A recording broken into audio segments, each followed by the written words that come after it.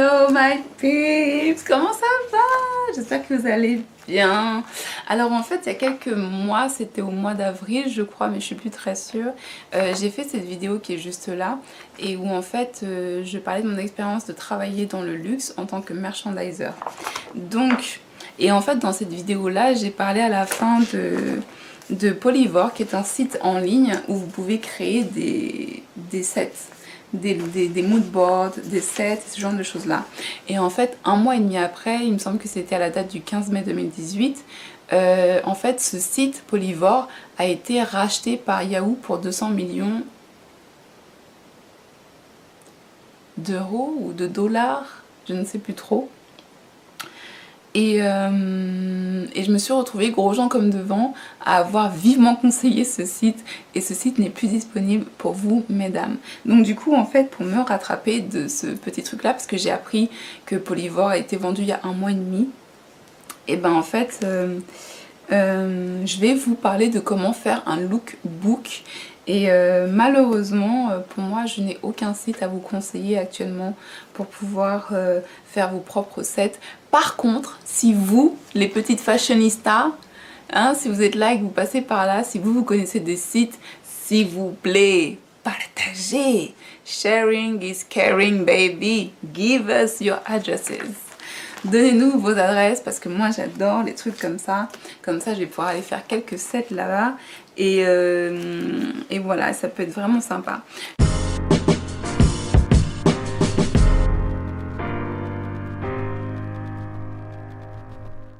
Donc pour faire un lookbook, en fait déjà je vais vous expliquer l'importance d'avoir un lookbook.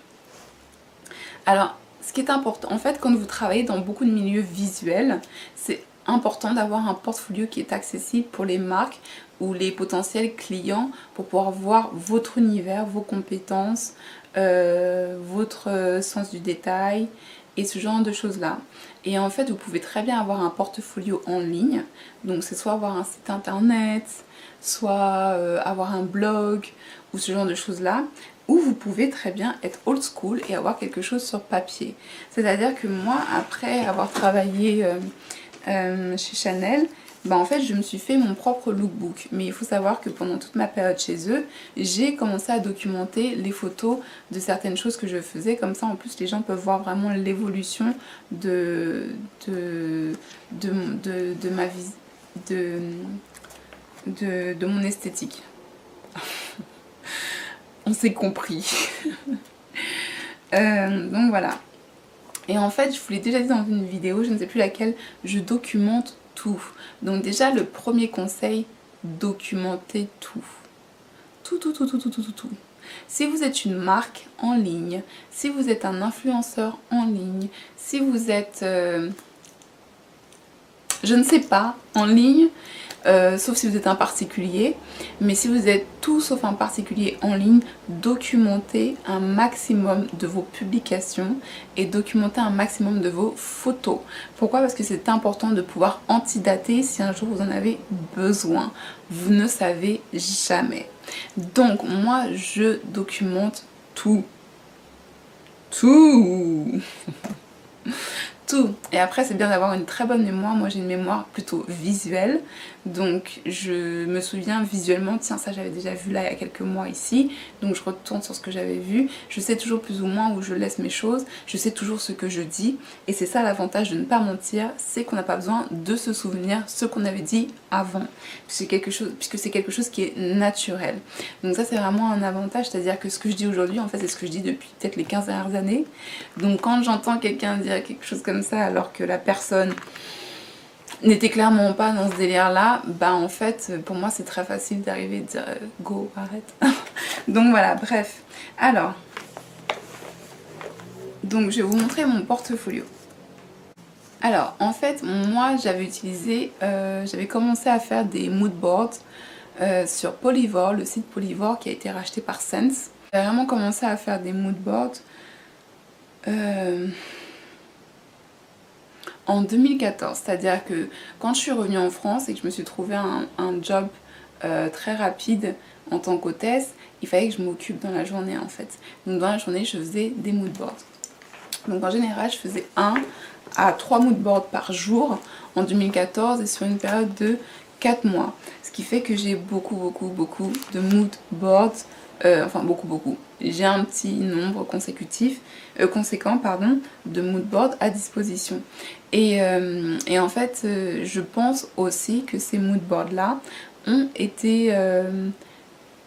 m'ont apporté une certaine validation esthétique pour pouvoir travailler dans le luxe. Moi, c'est ce que je pense.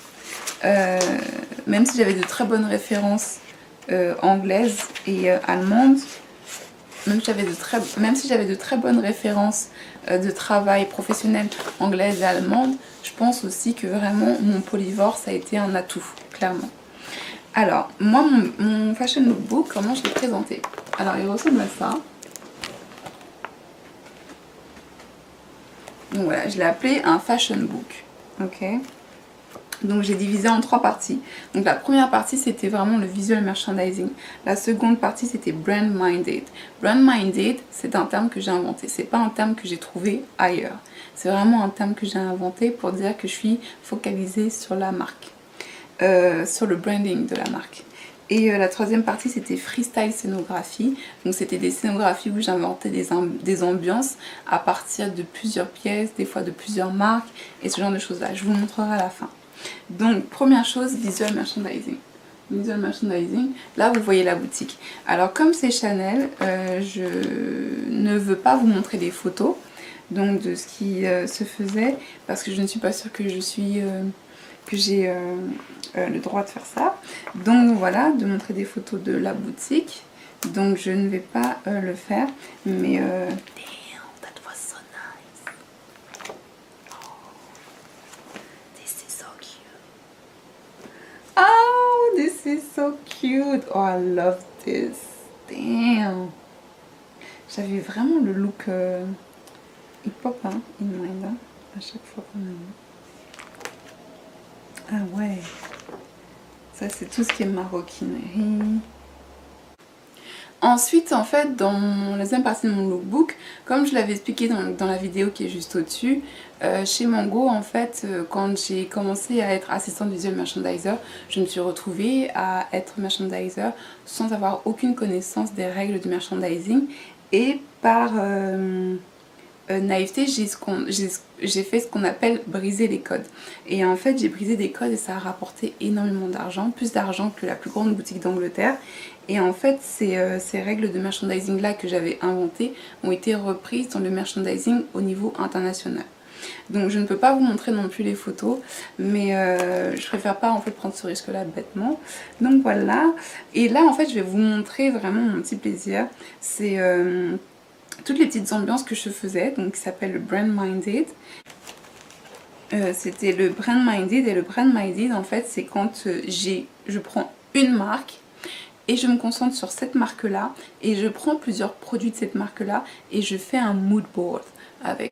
Donc par exemple en fait pour cette marque là, seules les personnes qui connaissent cette marque vont pouvoir reconnaître, mais en fait voilà, donc ce sac là ça fait partie de la marque et en fait autour de ce sac là j'ai voulu créer toute une ambiance, c'est à dire que c'est vraiment l'inspiration déjà de l'imprimé en fait qui est sur le sac et ensuite je sais pas, j'ai voulu l'adapter à quelque chose d'un peu plus mystérieux, un peu plus je sais pas, un peu moins château comme sur château romain comme sur le sac et un peu plus moderne genre vous voyez, enfin un style un peu plus différent. Donc voilà, vous voyez il y a déjà des nuages rouges, moi c'est vraiment des trucs que j'aime et tout, donc voilà. Là c'est pour la même marque encore et donc ils avaient fait des sacs comme ça avec vraiment beaucoup d'imprimés et toute une histoire racontée en fait sur le sac. Et donc moi à partir de ce que je voyais sur le sac j'ai inventé un monde un peu différent, donc voilà. Et donc je devais tout rajouter, donc tout ce que vous voyez là ce sont des choses que j'ai rajoutées. La petite table, le petit parfum, la lampe ici, ça vient d'autres sets, ça ici, la lampe, là, la petite vue sur la tour Eiffel, la dame qui est là avec son French Bulldog sur les jambes, ou c'est un carlin. Je pense que c'est un French Bulldog, mais c'est possible que ce soit un carlin qui mange ses petits croissants, ses fruits avec ses petites fleurs.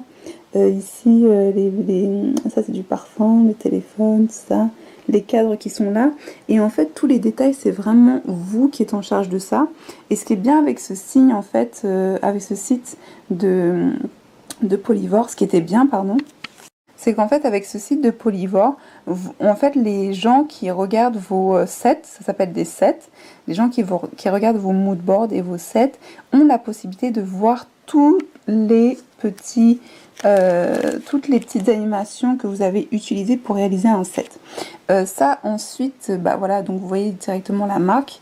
En fait, il faut savoir que les 3 sets font partie de Moschino, donc c'est-à-dire que les 2 sacs, c'était des Moschino.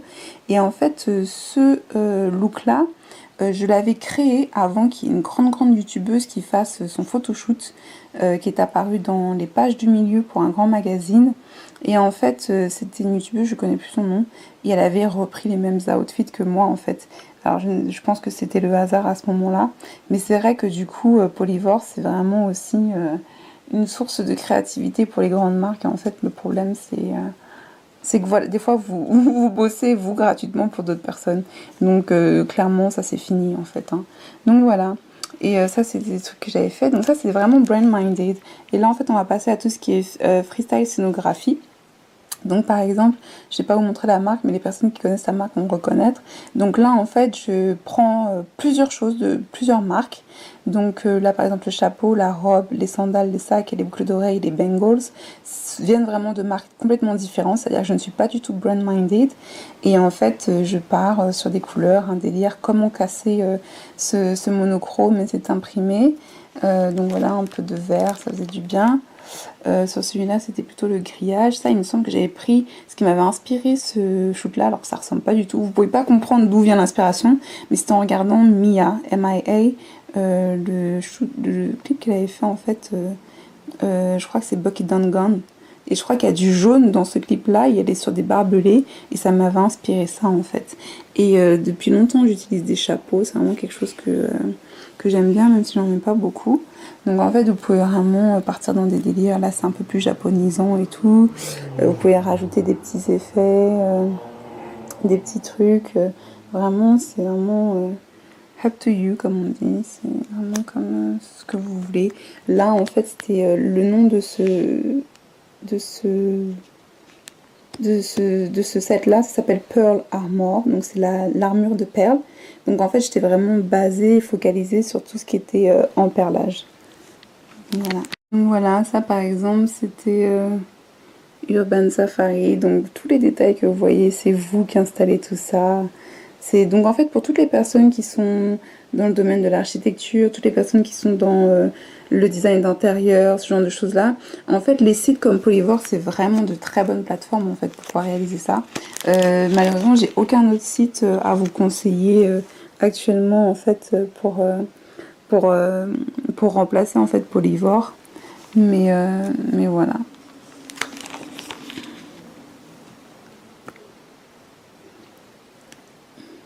Ouais, là en fait en fait ça s'appelle City Hunt Arsenal. Et en fait j'étais partie sur vraiment l'espionnage. Donc en fait tout ce que vous voyez là c'est vraiment du domaine de la guerre. C'est-à-dire que là il y a en fait c'est un sac avec vraiment l'impression d'un pistolet dedans. Ça c'est vraiment la montre des G.I. Joe. Ça c'est un bangles avec des balles dessus. Là en fait ce sont des bagues avec des balles, ça aussi c'est une balle, ça ce sont des menottes, et donc là vous voyez on dirait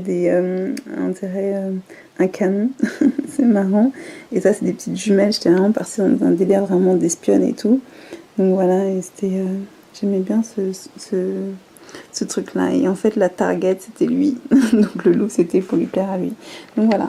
Ensuite comme je l'ai dit, j'en ai plein d'autres qui sont là. Donc voilà, moi j'ai tout gardé. Tiens, regardez celui-là, des nuages roses. Des petits nuages roses déjà, enfin burgundy. Voilà.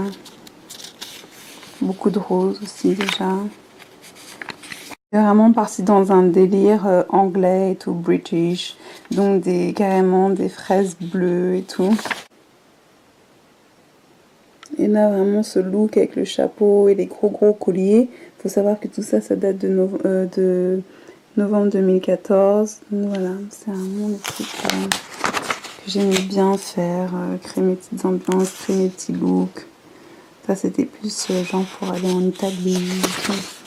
Donc voilà, des fois je partais sur un petit look. Là c'était vraiment entre c'est vraiment un focus sur les vestes et les nœuds papillons en fait. Je voulais vraiment faire des focus sur tout ce qui était vestes et nœuds papillons. Plusieurs de mes sets, on voit déjà que il y a des petits teddy qui étaient là et tout. De toute façon, moi je portais des teddy depuis l'âge de 20 ans en fait.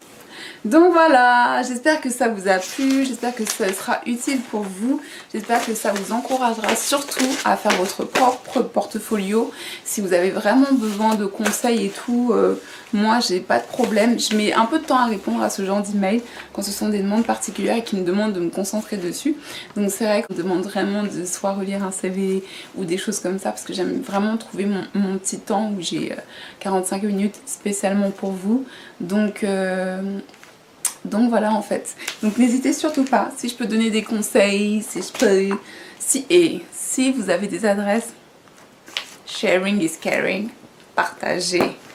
Partagez, partagez. Je vous fais des énormes bisous. J'espère que ça vous a plu. Likez, commentez et partagez. Partagez à toutes vos fashionistas, toutes les personnes qui aiment la mode et qui aimeraient connecter avec moi. Il n'y a pas de problème, moi je suis vraiment très ouverte à tout ça. Donc voilà, je vous fais des énormes bisous. Namasté, bye.